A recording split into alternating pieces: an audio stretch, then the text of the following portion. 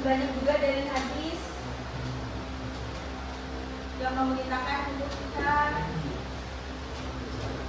berpegang teguh pada kitab Allah dan sunnah Rasul.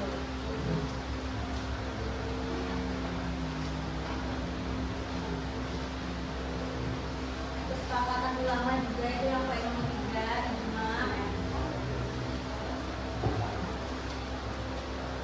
Jadi bukan hanya Nabi Muhammad berkata melaksanakan itu sudah ditaati itu sejak dari zaman sahabat-sahabat. Itu ada zaman Abu Bakar ketika beliau dibaiat menjadi pemimpin umat Islam. Beliau sudah ada juga berkata, saya tidak meninggalkan sedikit pun sesuatu yang diamalkan atau dilaksanakan oleh Rasulullah. Sesungguhnya saya takut menjadi orang yang meninggalkan perintahnya. Jadi pokoknya dari zaman dahulu para khalifah, sahabat-sahabat itu sudah mempercayai hadis menjadi sumber hukum Islam. Jadi sumber hukum Islam itu ada 2, yang pertama Al-Quran dan hadis. Kemudian nanti disusul ada ijma dan qiyas. Sudah mempelajari dulu ijma dan qiyas. Ya, nanti. Terus sesuai dengan petunjuk akal. Jadi ya secara logikanya ya Allah mengutus Nabi Muhammad untuk membawa perdamaian ke dunia, ke bumi ini kan pasti untuk kita menaati segala apa yang beliau katakan.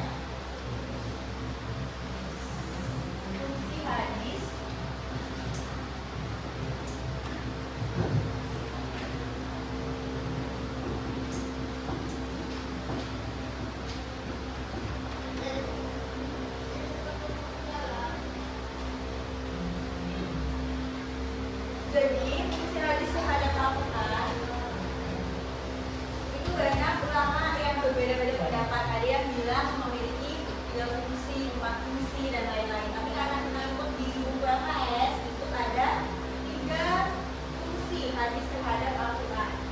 Yang pertama itu ada apa itu? Bayan,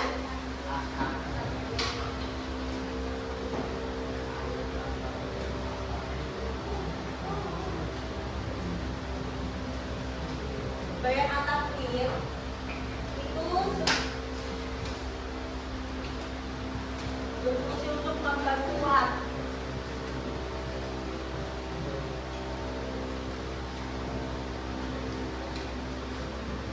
dan jadi ketika sudah dijelaskan di Al-Quran, terus kemudian hadis juga mengatakan seperti itu, maka fungsi dari hadis itu adalah bayan at-tafsir atau memperkuat ayat Al-Quran. Ini contohnya ada di Al-Quran sudah dijelaskan dalam tidak hukum syarul faliyasum. Maka barang siapa yang mempersaksikan pada waktu itu pada waktu itu bulan, hendaklah ia berpuasa. Kemudian di hadis ini dibilang memperkuat isi kandungan di Al-Quran. Jadi ketika Al-Quran sudah menjelaskan, hadis juga menjelaskan itu. Kalau pagi-pagi udah ngantuk, pagi loh, gak ada tes, ada kan? Gak ada. Oh iya, tenang ya. Ya pokoknya fungsi hadis terhadap Al-Quran yang pertama ada bayan at-tafsir, fungsi untuk memperkuat ayat Al-Quran. Jadi kurang lebih isi dari Al-Quran dan hadisnya itu sama. Kemudian ada nomor 2 apa? Bayan. Nah, di bayan at-tafsir ini terbagi menjadi 3.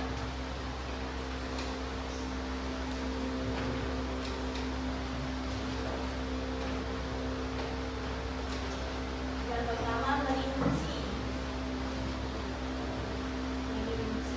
ayat yang masih bersifat mujmal atau global. Jadi ketika ayat Al-Quran ini masih belum jelas atau masih mencakup global, maka ada hadis yang berfungsi untuk merinci atau memberikan maksud dari isi Al-Quran tersebut. Itu ada perintah sholat contohnya.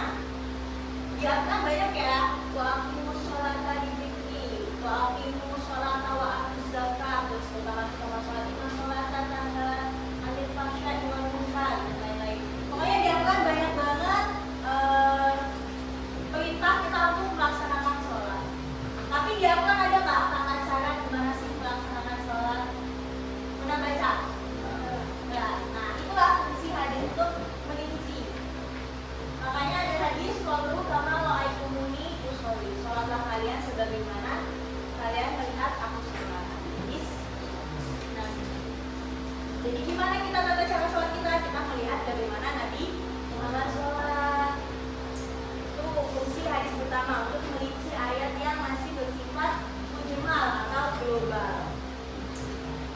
Kemudian ada membatasi atau mentakwil.